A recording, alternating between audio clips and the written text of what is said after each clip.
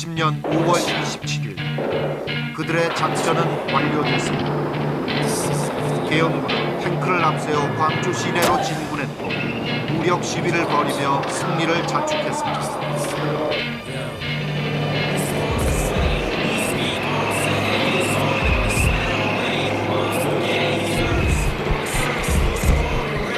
We had a very big fight. Fair fight. They did fire back. They fired first. They fired first. How many casualties during Right now we have many witnesses.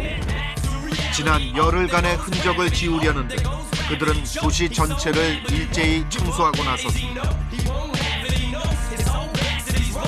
그 사이 도청에서는 한 청년의 주검이 발견됐습니다. 수많은 총탄 속에 쓰러져간 그 청년의 죽음은 그러나 끝이 아니라 시작이었습니다.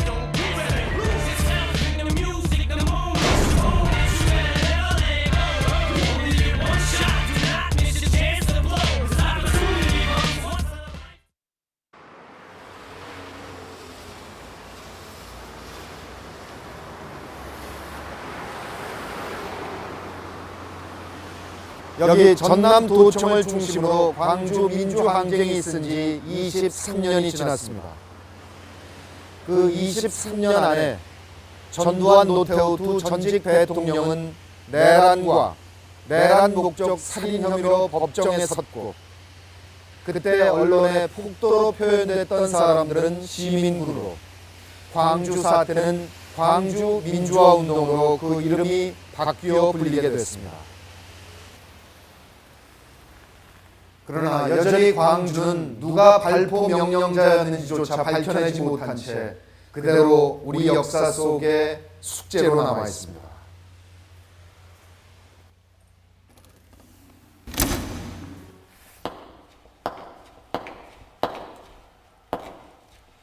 바로 이 방이 윤상원의 주검이 발견된 곳입니다.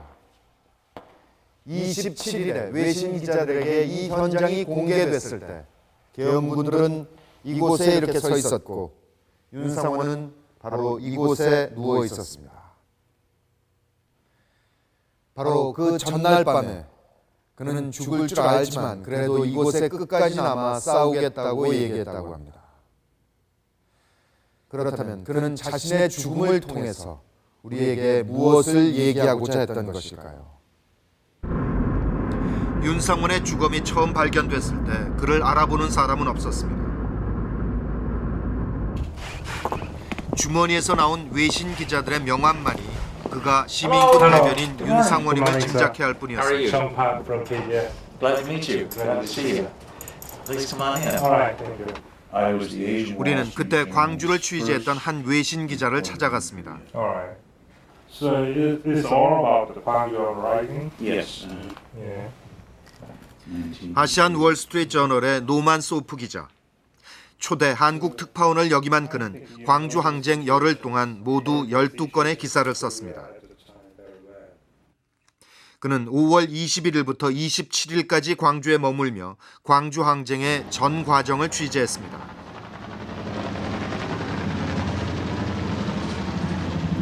(27일) 간밤에 계속됐던 총격전이 끝나고 계엄군이 다시 진주한 도시는 공포 어린 침묵이 감돌고 있었습니다. 총소리가 멈추자 노만 소프 기자는 조심스럽게 거리로 나왔습니다. 과연 지난밤 이 도시에서는 어떤 일이 벌어졌던 것일까? 그것을 직접 확인하고 싶었습니다. 마지막 항전이 있었던 도청이 공개됐을 때 노만 소프 기자는 그곳에서 시신을 모두 18구까지 셀 수 있었습니다. And I walked throughout the provincial headquarters, every floor, every room, every hallway, to see what had happened. And I counted 18 bodies. And I took pictures of some of those. 그 중에서도 유독 그의 눈을 사로잡는 주검이 있었습니다. 불에 그을린 채 눈도 감지 못한 청년의 시신이었습니다. As I looked at the body, one of the things that was very unsettling was that the eyes were partly opened. And so I was tempted, as we see in movies, we see if the eyes of a deceased person are open in the movie, someone will close the eyes. And so I thought maybe I should close the eyes like we see in movies. But then I thought, no, I'm a reporter. I shouldn't change anything. I shouldn't touch anything. So I didn't close the eyes, but I remember that, and that was one of the things that made the memory of the body very haunting. 계엄군의 군홧발 아래 죽어간 시민군 윤상원. 노만 소프 기자가 찍은 이 사진으로 그는 역사가 되었습니다. 그는 도청 밖에서도 많은 시신들을 볼 수 있었습니다. 수많은 사건 사고 현장을 경험한 베테랑 기자에게도 그 현장은 충격이었습니다.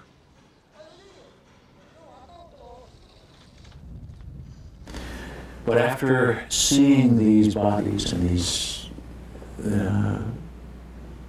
these terrible events, my mind was not clear to write a story. I felt somehow as though I had been made dirty by just seeing all this stuff. And so somehow or other, I went out to the edge of the city somewhere. I don't remember how I got there, but I found a peaceful place on a grassy bank by some rice paddies. And there, where it was a pastoral, peaceful place, then I could write my story, and I wrote my story. 겨우 마음을 가라앉히고 그는 광주의 비극을 그리고 그들의 분노를 세상에 알렸습니다. 그 무렵 미국의 또 다른 신문에도 윤상원의 기사가 일면 머리 기사를 장식했습니다.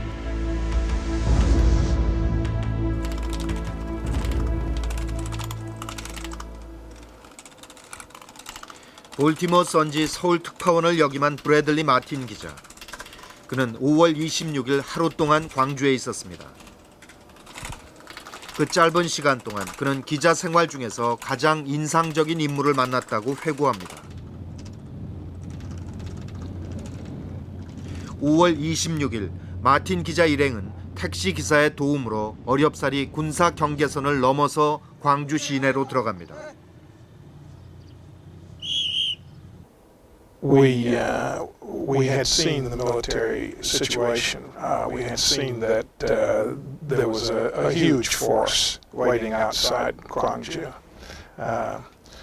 encircling Gwangju.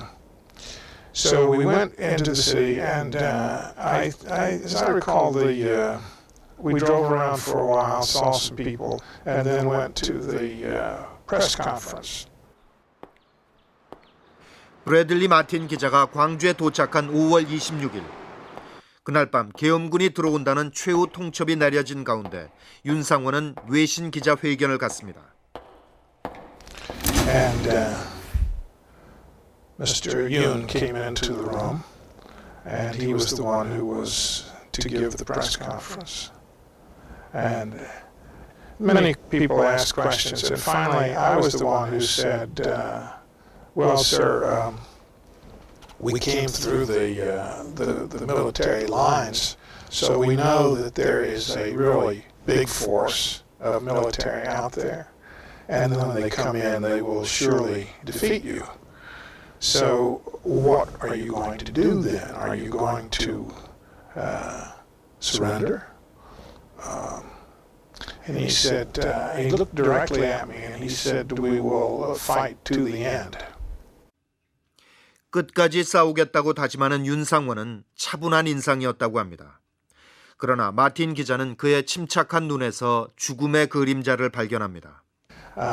And through this news conference, he looked mainly at me. I don't know why, but he kept looking at me, and so I got the full effect of looking into his eyes and seeing that vision of the future that I saw in his eyes. And that suggested to me that he felt that he would die very soon. And as you know, it stuck with me. 자신에게 다가올 죽음을 예감하며 윤상원은 그렇게 광주의 비극을 그리고 폭력의 야만성을 알리고 있었습니다.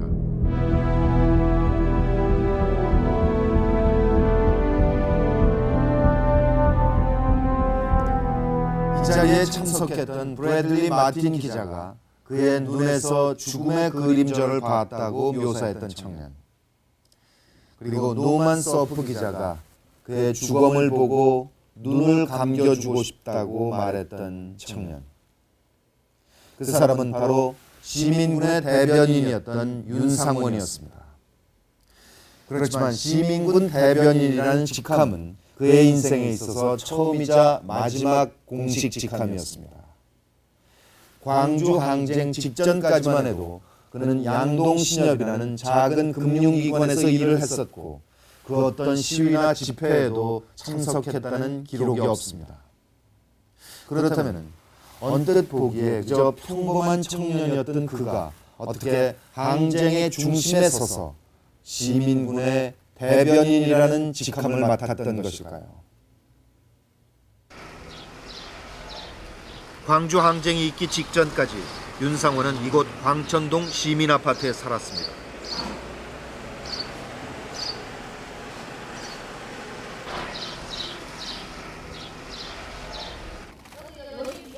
바로 이 집에서 두 동생과 함께 자취를 하던 가난한 집 맏아들이었습니다.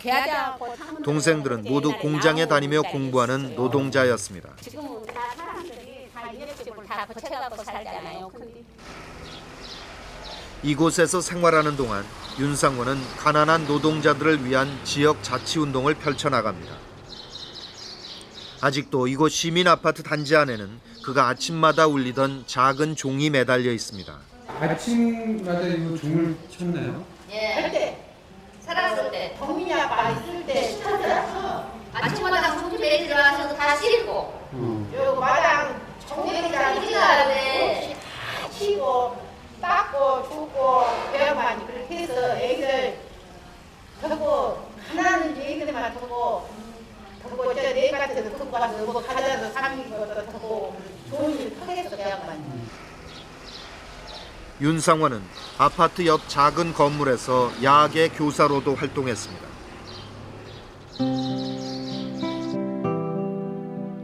공단과 가까운 이곳 광천동에는 그의 동생들처럼 낮에는 일하고 밤에는 공부해야 하는 젊은이들이 많았습니다.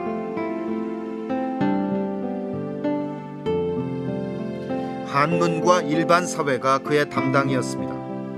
그러나 학생들이 처음부터 그에게 마음을 열었던 것은 아니었습니다. 제가 사실 이건 편집감인데 꼴통이었거든요, 완전. 그때는 사실 신뢰가 가지 않았습니다. 요즘 소위 말하는 학출, 가방끈 긴 사람들, 저 사람들은 대학도 졸업을 했고 현재 대학을 잘 다니고 있고 언젠가는 저희 노동자 곁을 떠나서 자기들 길을 갈 사람 이렇게 인식을 하고 있었으니까. 윤상원은 전남대 정치외교학과를 졸업했습니다. 7남매 중에서 유일하게 대학을 나온 그는 졸업하자 서울의 한 은행에 취직합니다. 다 시골 농촌 살림들이 어렵잖아요. 그러니까 상원이 바로 밑에 동생도 아마 야간고등학교 다니면서 자기가 벌어서 다녔고 여동생도 그 여상고를 다녔는데 한미세관가 하는 곳에 가서 그 과자 많은 그런 노동을 하면서 다녔고 그러니까 윤상원에 대한 기대라고 하는 건 집에서 엄청나게 컸죠. 그러나 그의 직장 생활은 6개월을 넘기지 못합니다. 그에겐 오래전부터 동생들처럼 못 배우고 가난한 사람들을 도와야 한다는 의무감이 있었습니다. 네가 돈을 벌어서 그 사람을 도와주면 그것도 아니야. 내가 우체 돈 벌어갖고 그 많은 사람 도와줄 수가 있냐고. 이건 제도적인 개혁을 해야 한다. 그 사람들이 자기 일한 만큼 몫을 찾을 수 있는 그런 것을 내가 해서 그 도움을 주게 했었다. 그는 6개월 만에 사직서를 내고 광주로 내려옵니다. 바로 그 인생의 중대한 갈림길에서 그는 차라리 홀가분하다 이렇게 적고 있습니다. 광주에 내려온 그는 이곳 시민 아파트에 터를 잡는 한편 광천공단 플라스틱 공장의 절단부 직원으로 취직합니다. 그때만 해도 지식인들이 공장에 취업하는 일은 매우 드물었습니다.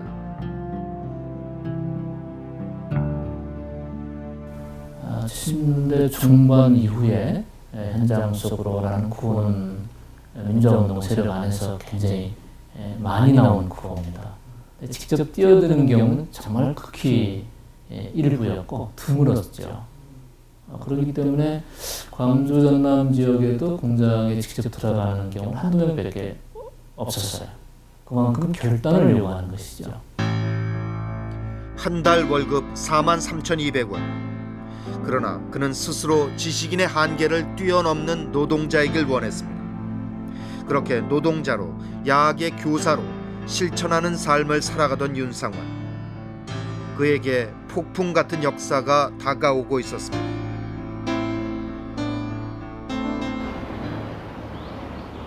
(80년 5월 18일) 전남대 교정.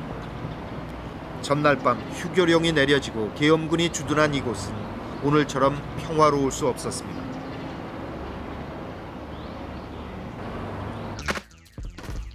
휴교령이 내려질 경우 오전 10시까지 정문 앞으로 모인다는 약속에 따라 학생들이 하나둘 모여들기 시작했습니다.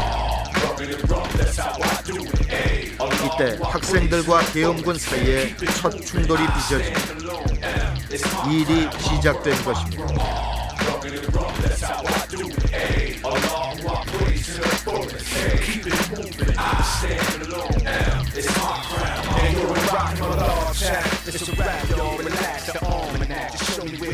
때는 그 나무는 우리 말로는 목공 이런 사람 말로는 아피똥이라고 하죠.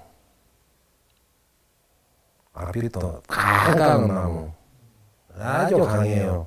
그거는 못을 박아도 안 들어가는 나무예요. 얼른 말해서 철 내로 까는 나무 형태나 똑같다는 얘기예요. 그런데 얼마나 아프겠어요.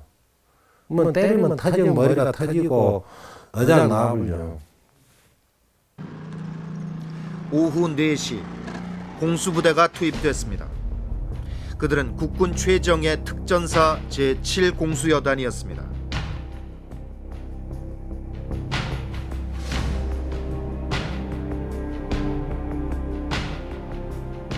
작전 명령, 화려한 휴가. 그들의 시위 진압 방식은 지금까지 경찰이 해온 것과는 전혀 다른 것이었습니다.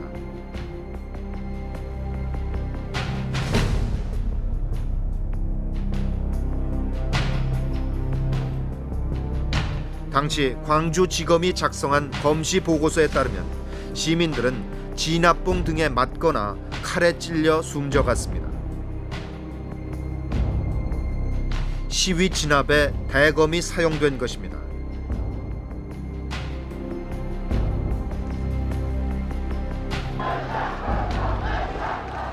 이튿날인 5월 19일 계엄군의 무자비한 폭력에 맞서 광주 시민들이 일어섭니다. 보다 못한 시민들이 하나둘 시위 대열에 합류하면서 학생 시위가 시민 항쟁으로 변해갑니다.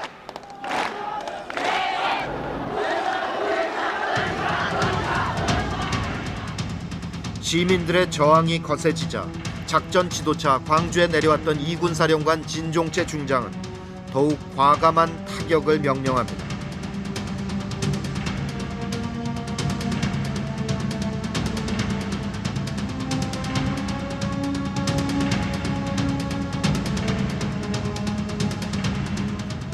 이해할 수 없는 폭력에 대한 분노가 시민들을 거듭 투쟁으로 내몰았지만 공수부대의 진압 방식은 더욱 과격해져 갔습니다. 이런 상황에서도 방송과 신문은 사실을 보도하지 않고 있었습니다.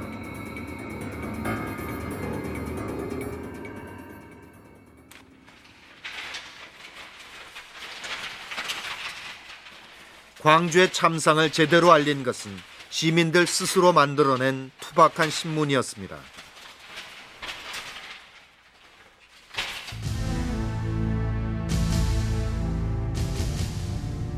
16절지 갱지에 등사한 이 투사회보는 날짜별 피해 상황을 가장 빠르게 알리고 혼란 속에서 광주 시민이 지켜야 할 행동 지침들을 전달하기도 했습니다. 이 투사회보를 만든 사람이 윤상원이었습니다. 그는 낮이면 시내 곳곳을 돌며 정보를 취합했고 밤이면 들불 야학 학생들과 등사기를 밀어서 시내 전역에 나누었습니다.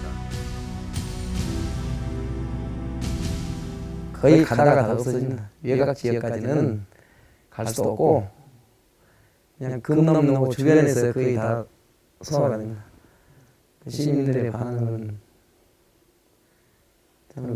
정보에 목말라 하시다가 받으니까 그만큼 또 그때 당시에는 투사회보가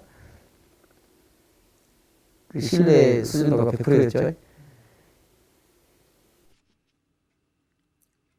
광주 시민들은 투사회보를 보고 당시 상황을 파악할 수 있었고 투쟁 방향을 정할 수 있었습니다. 항쟁 3일째인 5월 20일, 광주항쟁 최초로 조직적인 시위가 시도됩니다.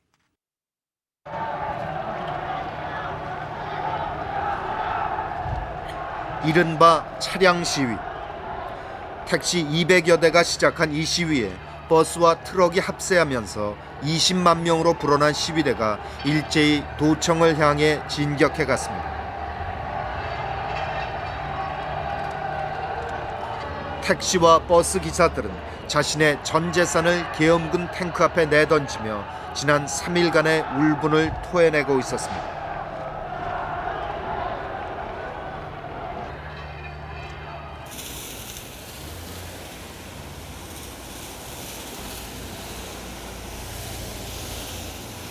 (5월 20일) 이 거리는 운전기사와 시민들의 차량 시위 행렬로 가득 메워졌습니다. 그것은 자신의 생존 수단을 내건 투쟁이었습니다. 계엄군의 행동이 가혹해지는 가혹해질수록 광주 시민들의 분노와 저항은 들불처럼 퍼져올랐습니다. 그렇다면 계엄군은 왜 그토록 극단적인 폭력으로 광주를 헤집어 놓았던 것일까요? 그들은 어떤 세력으로부터 어떤 명령을 받았길래 그런 행동을 했던 것일까요? 79년 10월 26일, 18년 유신 독재는 술자리에 총소리로 막을 내렸습니다. 유신에 억눌렸던 민주화에 대한 열망이 본물처럼 터져나왔습니다. 삼김 정치인들은 대통령 직선제 등 민주화 일정을 서두르고 있었고 사람들은 그 시절을 서울의 봄이라 불렀습니다.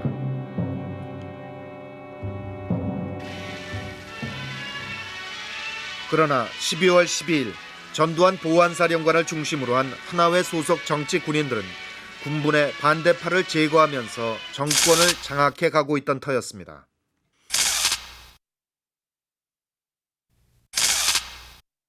전두환 보안사령관은 중앙정보부장 서리에 임명됨으로써 사실상 국가의 모든 정보 기능을 장악하기에 이르고 그들은 충정훈련이란 이름으로 정권을 장악하기 위해서 이미 2월부터 병력을 이동시키고 있었습니다.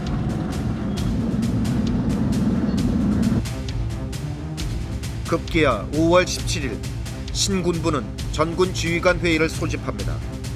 군단장급 이상 44명의 군 수뇌부가 모인 이 자리에서 비상계엄의 전국 확대를 발의합니다.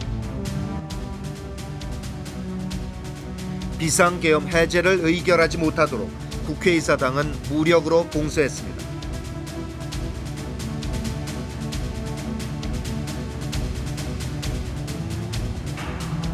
이날 밤 9시 42분 비상 소집된 임시국무회의는 무장 병력의 삼엄한 시위 속에 비상계엄의 전국 확대를 의결하고 8분 만에 끝이 났습니다.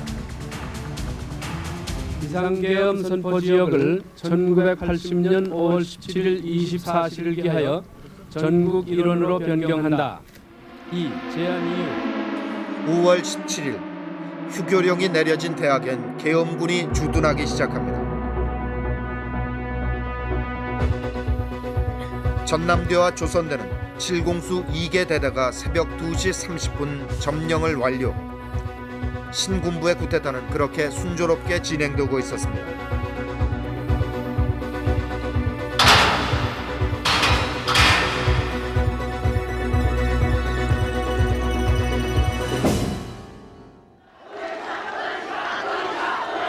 그렇게 신군부의 병력이 주둔하고 나흘째 되던 21일 아침, 광주역에서 발견된 두 구의 시체는 시민들을 더욱 격앙시켰습니다. 이날 금남로는 30만 인파로 메워졌고 결국 도청 앞 광장에서 시민들과 계엄군이 전면 대치하기에 이릅니다.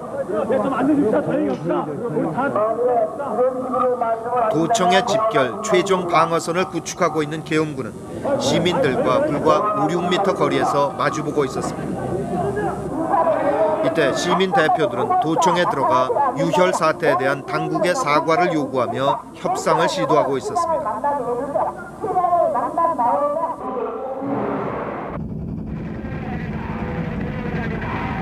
그러나 정당치 못한 절차를 거듭 밟아온 신군부는 여기서 멈출 수 없었습니다.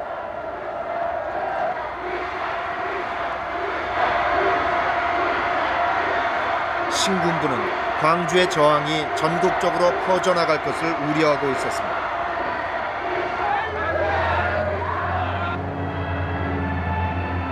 급기야 오후 1시, 애국가가 울려 퍼지는 가운데 일제히 사격이 시작됐습니다.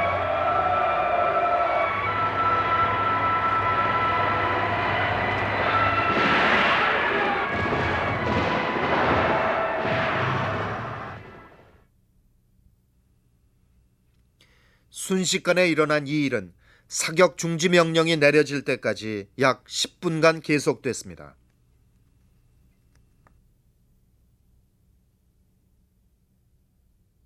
갑자기 옆에 사람들이 딱 소리가 나면서 사람들이 이렇게 쓰러지더라고요. 누군가 옆에서 저놈들 총 쏜다 그러더라고요. 그래서 뭐 총을 쏴야 되는데 방법이 없잖아요. 그래서 혼비백산해가지고 그 옆 골목으로 충장로 쪽으로 도망을 갔죠. 국민이 참여한 우리나라 군대가 우리 시민을 향해서 총을 쏘아서 사람을 죽이리라고는 정말 상상도 못했죠. 시민들을 향한 집단 발포. 사태가 심각해지자 윤상원을 비롯한 젊은 운동가들은 시내 한 곳에 모여 대책을 논의하게 됩니다. 더 이상 중과 부적이다. 그리고 만약에 이 사태가 진정이 된다 그러면 틀림없이 책임자 처벌을 할 테인데 그것을 할 수 있는 그러한 것이 녹두서점을 중심으로 해서 했던 사람들이 주가 될 것이다. 이런 예상들을 하게 된 거죠. 그래서 일단 전부 피신하는 것이 좋겠다. 이런 결정을 내리고 윤상호 씨도 광천동으로 해가지고 시골로 내려가겠다. 윤상원도 광주를 떠나겠다고 했습니다. 그러나 거리로 나온 그의 눈앞에는 놀라운 일이 벌어지고 있었습니다. 시민들이 총을 들기 시작한 것입니다. 갑자기 그 지프차 있잖아요. 군용 지프차가 오고 막 총이랑 막 그 탄약을 싣고자 막 달면 싣고 차들이 막 들어오기 시작하는 거예요. 한 35분 쭉 보는데 한 120여 대가 이렇게 들더라고요. 이 정도 우리 한번 해볼만 하지 않냐. 우리 한번 지켜야 되지 않냐. 이렇게 해서 방위 산업체인 아시아 자동차 공장에서 차량을 몰고 나온 시민들은 화순, 나주, 영광 등지의 무기고를 열고 총을 꺼내온 것입니다.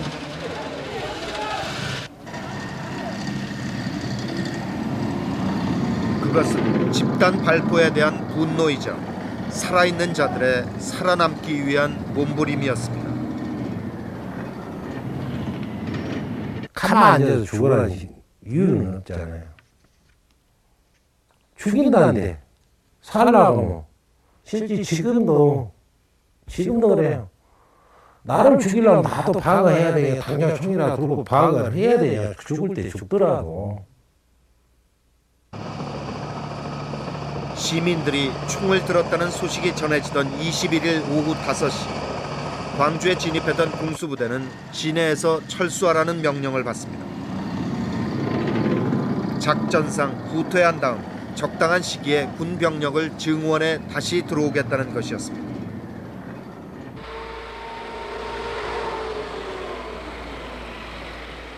계엄군이 물러간 광주는 이제 시민들의 도시가 됐습니다. 그날 밤 윤상원은 시민군이 되어 도청에 들어갑니다. 시민군이 도청을 접수한 것입니다.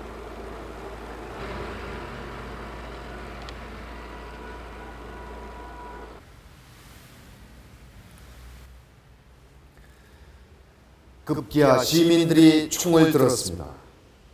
윤상원 그도 총을 들었습니다. 그것은 누군가 가르쳐주거나 또는 배워서 이루어진 일이 아닙니다.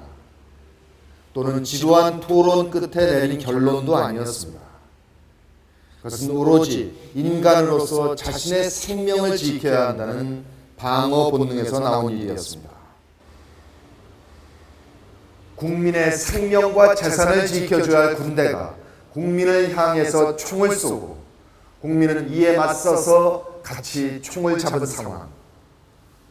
그때까지의 모든 상식과 가치가 뒤집어지고 있었습니다. 이런 상황에서 윤상원을 비롯한 시민군들은 깊은 갈등에 빠져들고 있었습니다. 시민들의 더 이상의 희생을 막기 위해서 이제 총을 놓고 항복할 것인가 아니면 끝까지 싸울 것인가. 그들 앞에 두 갈래 갈림길이 있었습니다.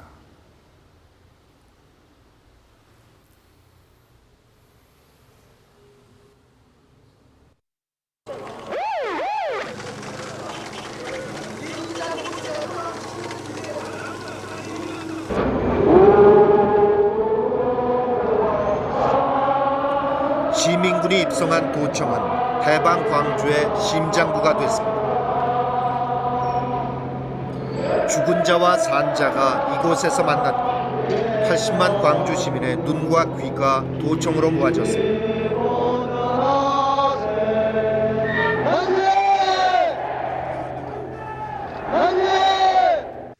오른쪽 공시부터 새마을열차는 12개 가끔열차가 2일까지만 운행되고 있습니다. 전라남도로 들어가는 모든 이용로가 사실상 막혀 있습니다.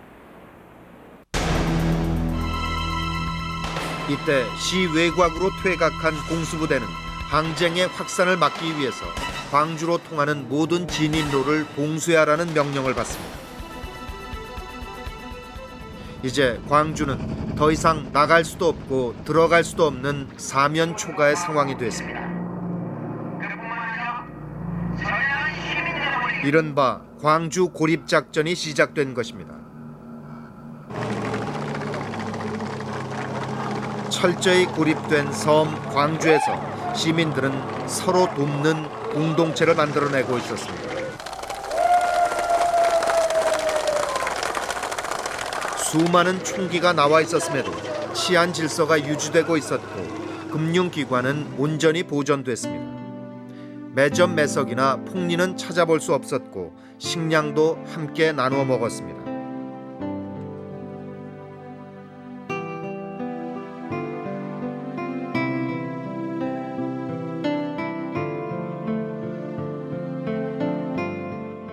당시에는 그 돌멩이보다도 총이 더 많았거든요. 무기들이 많았는데 광주 시내 금은방이고 은행이고 한 곳도 피해를 본 곳이 없어요. 시민 모두가 평등하게 어우러진 세상. 이 해방 광주의 모습은 은행원에서 스스로 노동자의 길을 선택했던 윤상원 그가 꿈꾸던 세상이었는지도 모릅니다.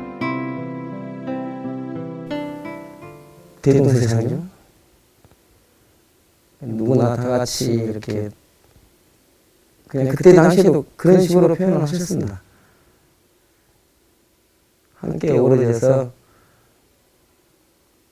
정말 행복하게 웃으면서 다 같이 잘 살 수 있는 세상, 그런 대동세상을 만드는 것이 너희들과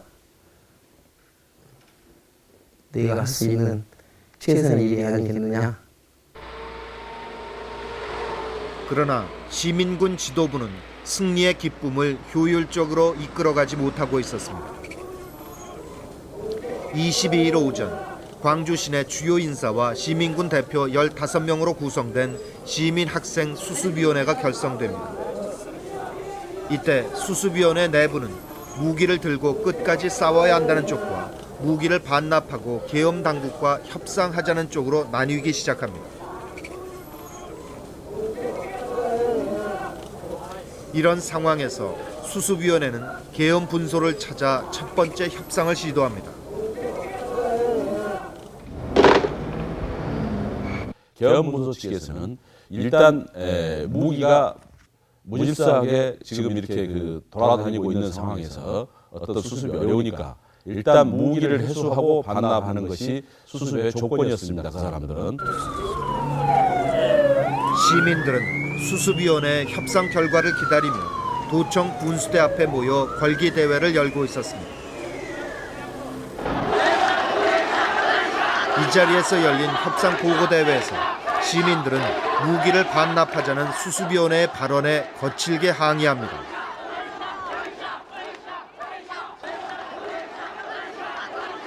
사람들이 예를 들면 더 이상 희생은 없어야 되고 그다음에 무기를 반납하자 이런 것에 대해서 다 찬성했는데 뭐랄까 무조건적인 예를 들면 광주 시민들의 희생에 대한 어떤 정부의 보상 없이 무조건적인 무기 반납 이런 것에는 굉장히 반발이 있었어요. 걸기 대회가 열리는 분수대 주변에는 죽은 자들의 관이 즐비했습니다. 이 기막힌 죽음들에 대한 해명조차 없는 상황에서 무기를 반납할 수 없다는 것이 시민들의 주장이었습니다. 희생을 억제하며 지속되어야 합니다. 지금 치안 유지와 질서 회복을 위하여 해학별, 보고별 도청 앞 분수대 광장은 다시 결사항전을 다지는 열린 마당이 돼갔고 이 시민 걸기 대회를 이끌어간 이가 윤상원이었습니다. 사람들이 전부 다 어떻게 어찌할 바를 모르고 어떤 자기 나름대로 분노는 다 가지고 있지만은 그 분노를 어떻게 표출을 해야 되고 또 앞으로 이 상황을 어떻게 진행시켜야 할 것인가에 대해서는 굉장히 이제 혼돈스러운 상황이었습니다. 그런 상황에서 이제 그 상원장 같은 경우가 어떤 그 뭐랄까요 가장 좀 여러 가지 상황도 다 많이 직접 이제 목격을 했고 그 좀 냉철한 판단을 했던 것 같습니다. 결국 윤상원은 도청 지도부의 상황실을 찾아갑니다. 좀 더 체계적이고 효율적인 투쟁 방식을 건의하기 위해서였습니다. 윤상원 씨는 그래도 지금 아마 무장한 시민군은 통제가 잘 되는 것 같은데 이런 식으로 가서는 안 된다. 대우를 정리하고 그리고 우리들의 요구하는 바를 정확히 저들에게 이야기를 해야 된다. 그리고 그러한 것들이 광주 시민과 전남 도민들의 요구하는 그런 요구 조건들이 충족되지 않는 한 도청을 비우거나 무기를 반환해서는 안 된다는 그런 식의 얘기였어요. 그래서 나도 그 윤상원 씨 하는 말에 공감을 했고 내 생각도 똑같은 생각이었기 때문에 계엄 당국은 계속해서 무기 반납을 종용하고 있었습니다. 난동자 여러분, 더 이상 주저마시고 무기와 탄약을 가지고 오늘 낮 12시까지 광주 국군종합병원 앞으로 오십시오. 본관이 지정한 시간 내에 무기를 본인이 직접 가지고 오는 경우 과거는 일체 불문에 붙을 것임을 밝히는 바입니다. 결국 무기는 반납되기 시작했습니다. 수습위원들의 주도 아래 22일부터 회수를 시작. 25일에는 나가 있던 6천여 정 중에서 3천여 정이 반납되기에 이릅니다.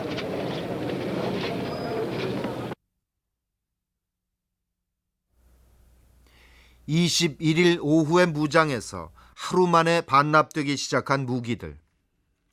회수되는 무기들과 함께 시민군도 점차 해체될 조짐이 보입니다.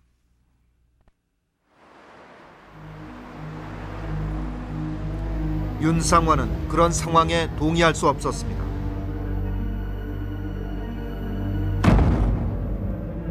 결국 25일 밤 10시 윤상환은 도청 지도부 내에 뜻을 같이 하는 사람들과 함께 새로운 항쟁 지도부를 탄생시킵니다.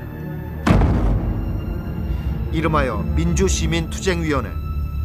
무기를 반납하자는 것에 반대하는 새 지도부에서 윤상환의 직책은 대변인이었습니다. 다음 날 26일 아침 계엄군이 진압작전을 시작한다는 소식이 들려왔습니다. 광주의 제야 인사들은 계엄군의 진입을 저지하기 위해서 탱크에 맞서 맨몸으로 그들 앞으로 나아갔습니다. 죽음의 행진이었습니다.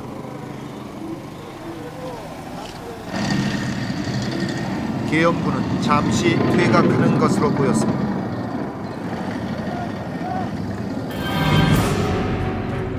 그러나 계엄군은 그날 밤 자정까지 무기를 반납하지 않으면 진압 작전을 실시한다는 최후 통첩을 보내옵니다.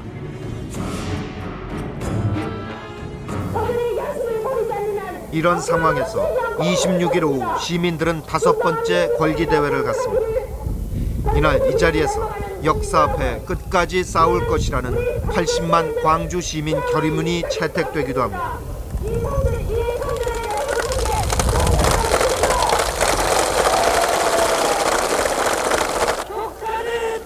그러나 서서히 불안한 그림자가 드리워지고 있었습니다. 오늘 저녁 아니면 내일 새벽에 계엄군이 들어올 것 같다.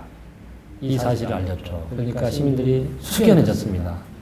그러나 우리는 끝까지 여기를 지킬 것이다. 이런 이야기를 하고 일부 시민들, 학생들을 앞세우고 시민들이 이렇게 가두시기를 하고 돌아왔습니다. 돌아왔을 때 보니까 떠났을 때 수보다는 훨씬 줄어 있더라고요. 그러니까 그날 밤 계엄군이 들어온다는 얘기가 퍼지면서 시민들은 하나둘 흩어지기 시작합니다.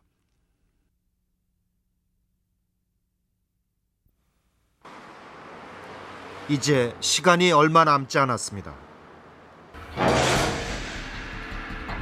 최종 시한을 눈앞에 둔 상황에서 도청 지도부 사이에는 격렬한 토론이 벌어집니다. 이제 여기서 항복할 것이냐 아니면 끝까지 남아 싸울 것인가 하는 것이었습니다. 광주 시민 다 죽고 나서 민주주의가 되면 뭐하고 어떤 것이 우리 목적을 달성하면 뭐하겠냐. 조금 우리가 그 조건을 다 만족시키지는 못한다 하더라도 이보 전진을 위한 일보 후퇴라고 지금 상황이 도저히 우리가 같이 맞서 싸울 수 있는 상황이 못 되고 계엄군이 오늘 밤 12시가 지나면 분명히 공격을 올 것인데 윤상환은 이제 와서 항복할 수는 없다고 역설했고 반대편에서는 더 이상의 희생을 줄여야 한다고 맞섰습니다. 결국 회의는 항복 쪽으로 기울고 이때 윤상환을 지지하는 한 청년이 총을 들고 회의실로 뛰어듭니다. 이 자리에 있는 사람 다 나가라고 그랬어요. 제가 도청을 떠나라. 그렇지 않으면 내가 사살해버리겠다. 광주 시민 어쩌라고 너희들은 이런단 말이냐 했더니 회의 분위기가 싸늘해지지 않겠어요? 뭐 총을 들고 가서 위협을 하니까 자기들은 방법이 없었죠. 그리고 하나둘 빠져서 이제 도청을 나갑니다. 그렇게 고단했던 논쟁은 끝이 났습니다. 떠날 사람들은 떠나가고 윤상환은 조용히 총을 들고 일어섰습니다.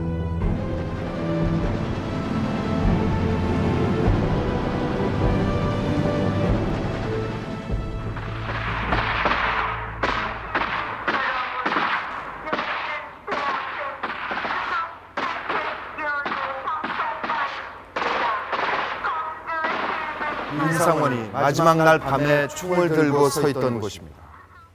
그도 이곳에 서서 밖에서 들리는 여러 가지 소리를 듣고 있었겠죠. 최후 통첩을 알리는 계엄군의 스피커 소리, 그리고 계엄군을 실어 나르는 헬기 소리, 그 공포를 이기지 못해서 시민군이 스스로 쏘아 올리는 공포탄 소리, 또 끝까지 싸우자고 독려하는 가냘픈 여성의 떨리는 목소리. 그는 이 소리들을 들으면서 무슨 생각을 하고 있었을까요?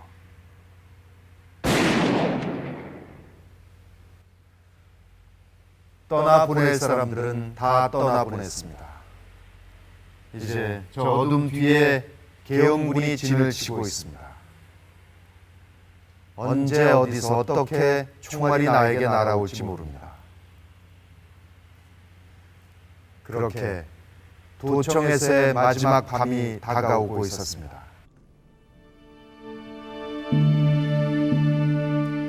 어둠이 내리면서 도청 복도에는 긴 침묵이 내려앉았습니다. 누구도 이 싸움에서 이길 수 있다고 말하는 사람은 없었습니다. 그저 이렇게 서서 도청을 사수하는 것만이 광주를 지키는 일이라 여겼을 뿐입니다. 죽는다는 생각은 없고 지킨다는 생각만 있었죠. 같이 있는 나. 이 생각밖에 없어요. 뭐 도망가야지, 어디 가야지, 숨어야지. 이런 생각은 전혀 안 들어요. 거창하게 뭐 자유민주주의를 지킨다 뭐 이런 생각보다는 우리 가족들이 광주에 있었고 내가 좋아하는 사람들이 내 주위에 같이 있었고 그분들과 끝까지 함께하는 것이 일단 도리라고 생각을 했었고요. 오늘이 마지막 밤이 될지도 모른다는 것을 그들도 잘 알고 있었습니다. 도청 앞 마당에서는 가족들 간의 실랑이가 벌어졌습니다. 당신 만나서 같이 죽고 같이 살자고 해놓고 애 나만 보내려고 하냐고 그리고 안강하게 같이 끝까지 지키겠다고 그랬습니다. 근데 뭐 가진 이야기로 설득을 해서 그날 보내게 됐는데 한 손에 3살 난 사내 아이를 잡고 임신 7개월인 아줌마가 저하고 헤어지면서 한 발자국 뛰고 뒤돌아보고 또 한 발자국 뛰고 뒤돌아보고 그러면서 헤어졌던 기억이 납니다.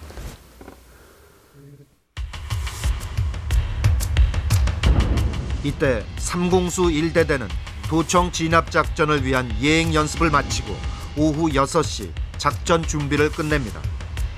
그들은 M16 소총과 수류탄으로 완전 무장한 채 전투 태세에 들어갑니다.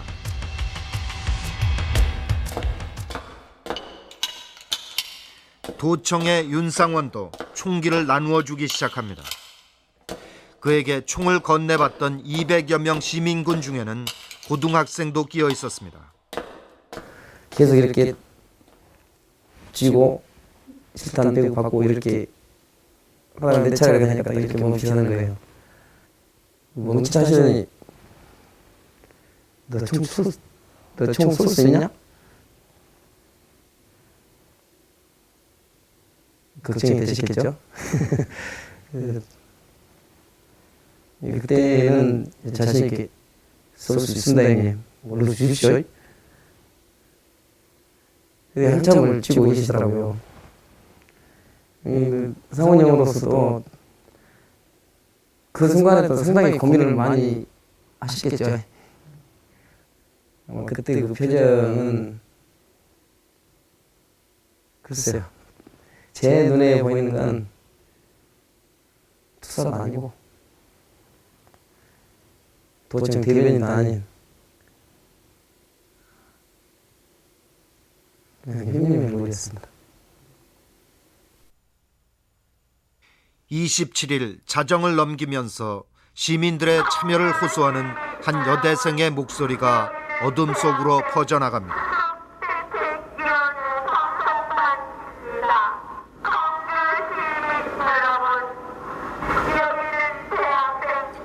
그 애절한 목소리를 들으며 광주 시민들은 뜬 눈으로 밤을 지새우고 있었습니다.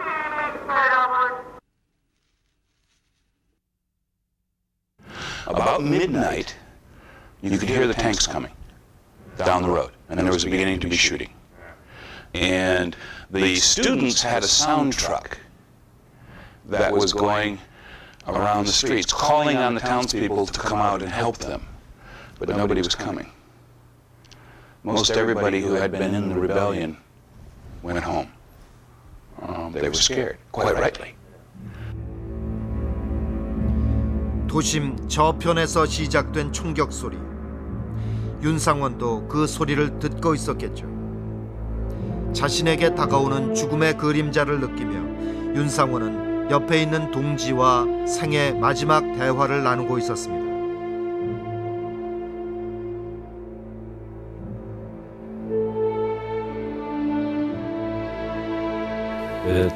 시간 보면은 죽을 수 있는 그런 거지만 윤상원 씨가 참 영현 씨 이수에서 참 고마웠었다고 우리 서승에 가서 만나자고 그러니까 저는 거기 가서도 학교가 있으면 학생운동하고 사회가 있으면 사회변혁운동 하자고 그러니까 참 이 10일간이 너무 아름다운 또 우리 세상에 태어나서 이런 10일간을 느끼고 가는 게 경험하고 가는 게 우리로서는 복이 아니겠냐.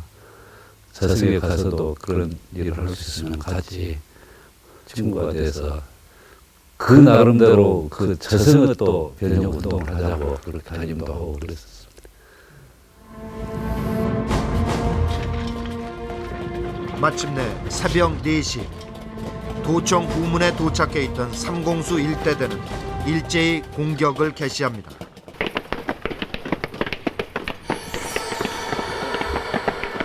계엄군은 도청 담을 넘어 뒤쪽에서 치고 들어옵니다.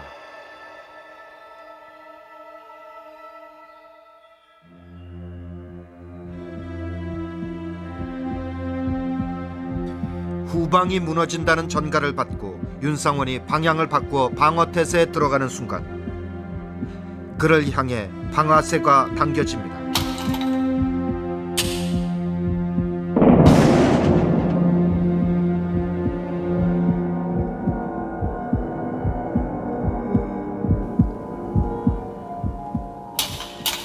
Bei der Kaserne vor dem großen Tor steht eine Laterne und steht sie noch davor. Da wollen wir uns wiedersehen. Bei der Laterne wollen wir stehen, wie einst Lili Marley. 커튼에 불이 옮겨 붙으면서 윤상원은 이런 모습으로 역사가 되었습니다. Their deaths were totally unnecessary. The military did not have to retake the city by force. The people of Gwangju wanted a peaceful resolution. The reason that Gwangju erupted in the first place was because of the brutality of the soldiers beginning on May 18th. They used indiscriminate, extreme violence, not only against demonstrators, but against bystanders and women and old people. And the key issue for resolving Gwangju that the citizens wanted was for the military to admit that it had used too much force. But of course the military couldn't do that. 그렇게 윤상원을 비롯한 수많은 광주의 죽음을 밟고 서서 신군부는 마침내 모든 권력을 장악합니다. 우리가 제안하는 민주복지국가는 첫째로 우리 정치 풍토에 맞는 민주주의를 이 땅에 토착하고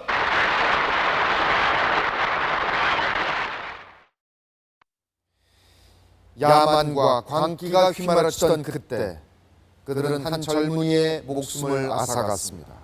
그렇지만 그가 지키고자 했던 정신만은 앗아갈 수가 없었습니다. 윤상원은 죽음으로써 폭력을 고발했고 그 어떤 폭력 앞에서도 결코 굴복하지 않는 숭고한 저항 정신이 있다는 사실을 우리에게 알려주었습니다. 그의 죽음 앞에서 군사 정권은 정당성을 주장할 수가 없었고 1980년 이후 한국의 민주주의는 그를 비롯한 광주 항쟁의 자양분으로 발전할 수 있었던 것입니다. 윤상원, 그는 비록 죽었지만 죽음으로써 이 땅의 민주주의와 역사의 진보를 믿는 여러 사람들에게 격려를 해주고 또 큰 힘으로 그들을 이끌어주고 있는 것입니다.